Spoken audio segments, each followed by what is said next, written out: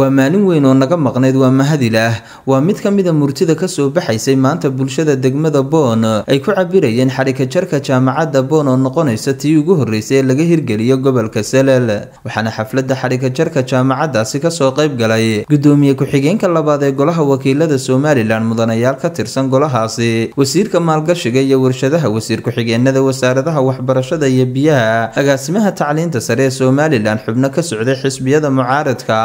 aqoon-yahanno ganacsato madax dhaqameed iyo badi bulshada degmada Boon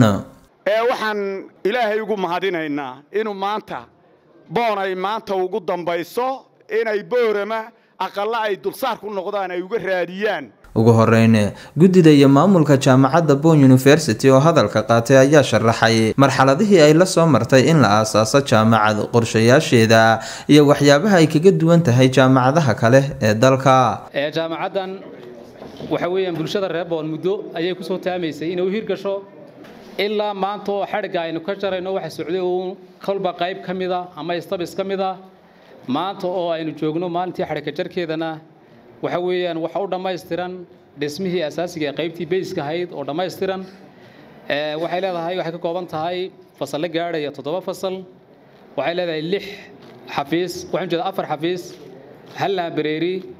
iyo hoolkan maanta aynu furno marka anagu waxaan rajaynaynaa ilaahay ka rajaynaynaa inaan wax badan kaga duwanaano jaamacadii hore u jiray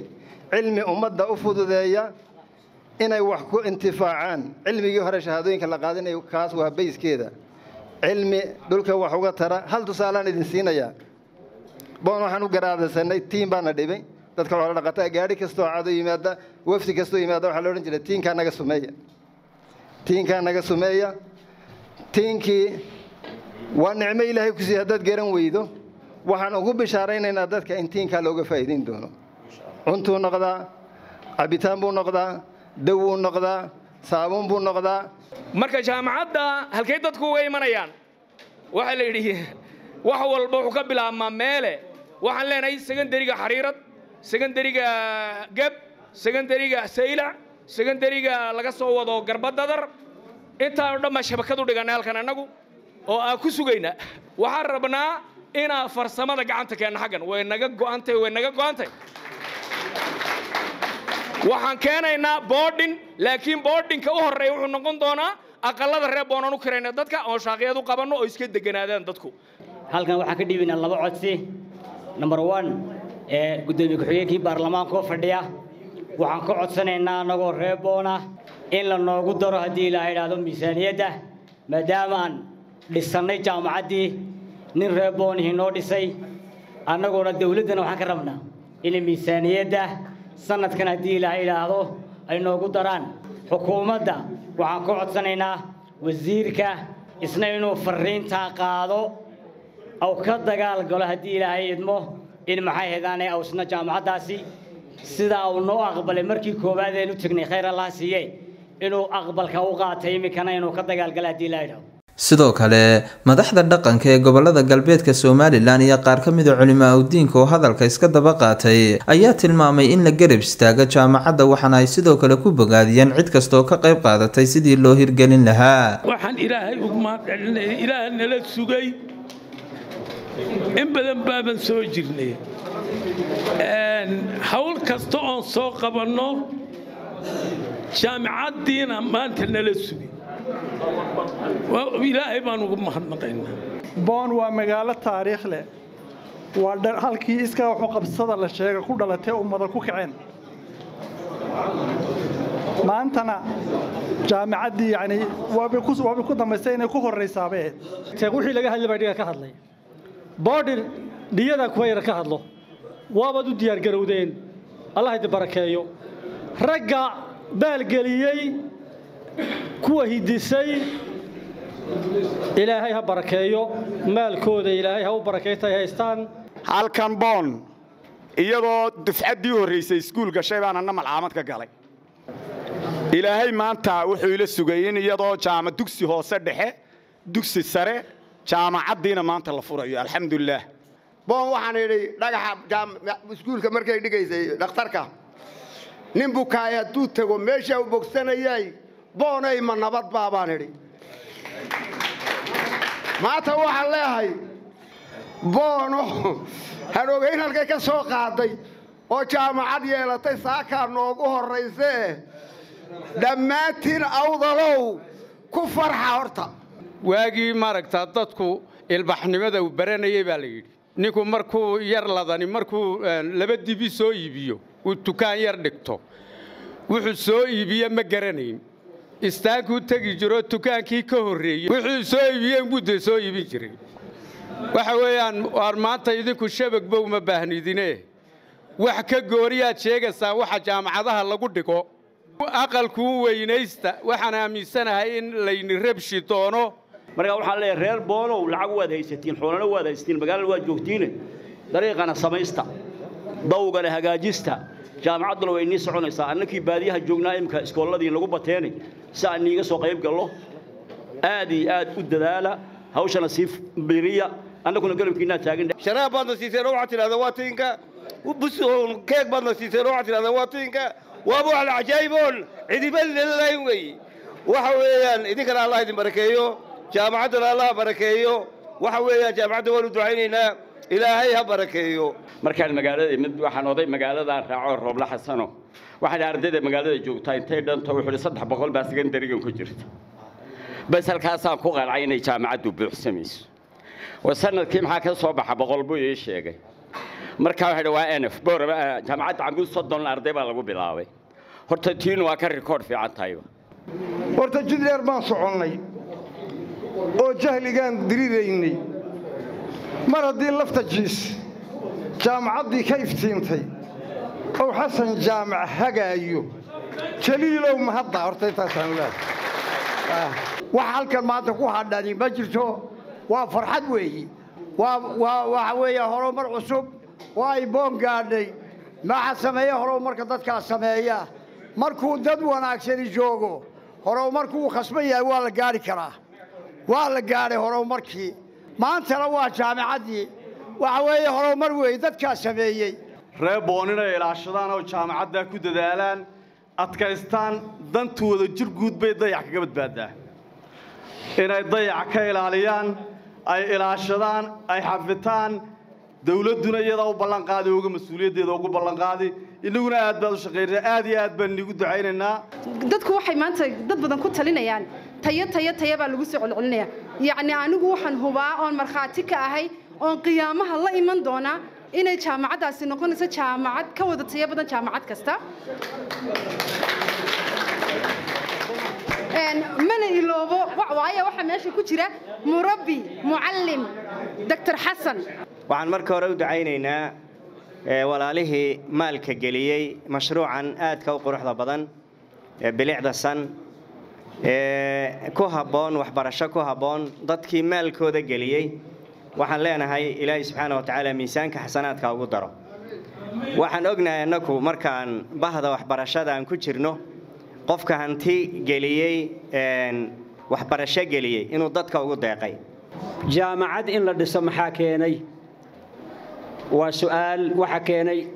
amniga keenay nabadda keentay nabadda in laga shaqeeyo inagu hadda jaamacad baan dhisaynaa dadna waxay rabaan jaamacadaha iyo guryahaba in la dumiyo marka isma qabanayso ilaahay waxaan ka baryaynaa horumarka maanta aan u taagannahay ilaahay inuuna hoos inoo celinin oon kor u soconno gudoomiyaha degmada boon gudoomiye ku-xigeenka gobolka Salal xubno ka socday jaamacadaha iyo xisbiyada mucaaradka oo hadalka qaatay ayaa sheegay kulay jaamacadda in badan baa laga soo waramay annaga waa macalinkeeguna xasan siday saamiyaba sheegtay kulay waan loo garab taaganahay annaguna kulay saan marka horeba sidii loo dhisayay aan u garab taagnayn imakana kulay waanu garab taaganahay ka maamul ahaan iyo degmo ahaanba jaamacaddana midda keliya aan odhanayo waxa weeyaan hambalyo raggii dadaalay jazakallahu khayr allah ka siiyo waxaan kaloo kolley gudoomiye xasan oo sheegi doona ardayga ugu horeeya ee la qori doono inaan mas'uuliyadiisa anigu ku soo bixi doona ardaygaasi ma aha mid aniga ama xigta ama qof gaar ah noqon doona waxa loo baahan yahay marka in mas'uuliyadda la qaado oo jaamacadda la garab galo maatana gurigeennii bay noogu timid xaafadii bay joogtaa iska daaboormee boomba maanta laga sameynaya horta waa wax ilaahay lagu shukriyo dadkana waxa weeyaan inay aad ugu dadaalaan inay gacan qabtaan annagu intii karaanka ayaga waan gacan qabanaynaa waxaanan u ducayno ilaahan ugala barino kuwii hawshaa keenay ee ku dadaalay ee fikirkaa fiican ee horumarkaa la yimidna ilaahay inuu ugu bedelo wax khayr qaba allah barakeeyo jaamacadda run ahaan waxaa ugu ahayd oo wax wanaagsan ahayd oo haddaan qodob keliya tilmaamo in marka wax la bilaabayo wada tashi la sameeyo taasina waxa yacni ugu muhiimsan oo ahayd Dr. Xasan Geelle iyo maamulka halkan cilmi inay muddo yacni inagu soo noqonayeen nagalana tashanayeen hawshaas wixii karaankaygana ka geysanay sidoo kale agaasimaha tacliinta sare ee Soomaaliland Ibrahim Aamin Gadiid wasiir ku-xigeenka wasaaradda waxbarashada iyo sayniska Soomaaliland Cabdixakiin Siciid Bustaale iyo wasiir ku-xigeenka wasaaradda horumarinta biyaha Maxamed Cilmi Oojar oo hadalka qaatay ayaa sheegay goob tacliin marka la aasaasayo waxa loo baahan yahay wax weeyaan waa dhisme mar labaad waxa loo baahan yahay wax weeyaan waa manhajka wax lagu bareeyay mar saddexaad waxa loo baahan yahay waa macallinkii wax bareeyay mar afraad waxa loo baahan yahay waa ardaygii dhiganaya ee meesha joogay intaasna inagu iskugu imanaynaa oo isla controlaynaa oo aynu tayeynayna oo aan iskugu iman doonaa ka komishan ahaan maantana sidaa la idinku furay ayay xagga komishanka qaranka tacliintana idinku furan tahay waxaan rajeynayaa waxyaabahaasi intii aad qabsateen iyo intayda ka dhiman baynu garabkiina taagnay taana ku bishaaraysta wixii siyaasad ahaan waxbarashadana runtii qayb baanu ka qaadan doonaa wixii kale farsamo ahaan waxbarasho loo baahayna garabkiinaanu taaganahay waxaan leeyahay reer boon guulaysta isbeddelka aqoontay salo tahay in maanta alxamdulilah ay tahay deegaanadeenii tuulooyinkii degmooyinkii gobolladii inay jaamacadina halkaa marayaan waa horumar ku yimid ka go'naasho bulshadeennu ay fahansan tahay waxbarashada innagu mid baan leenahay marka jaamacad la furo waxaan ku daynaa cidda jaamacadda wada waxaa loo baahan yahay reer boon inay contributionka ama qaadhaanka waxa la yidhaahdo ay ka qayb galaan oo jaamacadda ay ilaashadaan baahiyo badan ayay jaamacaddu yeelan doontaa intaasi kadib wasiirka wasaaradda maalgashiga iyo warshadaha Soomaaliland Cabdi Cismaan Dhagaweyne gudoomiye ku-xigeenka labaad ee golaha wakiilada Soomaaliland Cali Xamuud Jibriil oo hadalka qaatay ayaa ballan qaaday inuu taasaan ku mahadcelinayaa oo Ilaahay ku mahadcelinayaa inuu maanta inala sugay boon oo dadkeedii kacay ee wax u bartay wixii ay soo barteen intay ku soo celiyeen aniga farxad gaar ah ay tahay runtii odayada hareeraha iga fadhiya markaan yar wada hadlaynay waxaan war maadaama jaamacaddii boon laga furay innaga xilkii ugu weynaa bayna saarane baasha waa inaan u dagaal tegnaa waxaan idin ballan qaadaynaa inaan dagaal tegin meel kastoo ay nala gasho waanu idinku garab taaganna halkaad soo aragtaan eedu halkaasay wax jiraane aad tidhaahdaan albaabadeedaan idinla garaacayna annagu wixii aan aragnana annaga albaabadeeda garaaci waanu isku tiirsanaanaynaa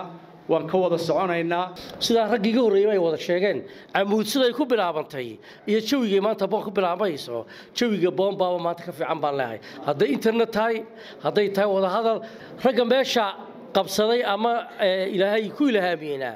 waa rag aan fulay kartidooda sida ay hablaha walaalahayba sheegeen iyo rag ka badan oo meesha joogayba waa dad ka soo bixi karaan isleeyahay annagu hadday tacliintii sare tahay iyo wasiir ku-xigeenkii waxbarashada iyo golahaygii baarlamaanka aan odayga u ahaana intayaduba waxaan ku dadaalaynaa inaanu boon university oo bilow imika ay tahay inaanu miisaaniyaddan soo socotaa wax allaaliya wixii karaankayaga ah aanu ku dadaalno aanu gelino waxaan idin tilmaamayaa aad ka dhawaajiseenna waa iskuulada xirfadaha ama technical schoolska oo uu dalkeenu ka aradan yahay jaamacadihii kale way isku bateene waxa kale lagu dhigayay haddii technicalka boon lagu bilaabay waxaan qabaa inay booni noqonayso oo ilaa galbeedkeena oo dhan ilaa iyo hargeysaba looga iman doono haddii ilaahay yidhaahdo dad badan marka taana ha ka gaabinina isku soo wada duubo jaamacadda Bonn University ayaa noqonaysa jaamacaddii ugu horeysay ee laga hirgeliyay deegaanada gobolka Seleele waa Cabsalaan Bashiir Faarax Cabsalaan Saaha warbaahinta qaranka Soomaaliland magaalada Boorama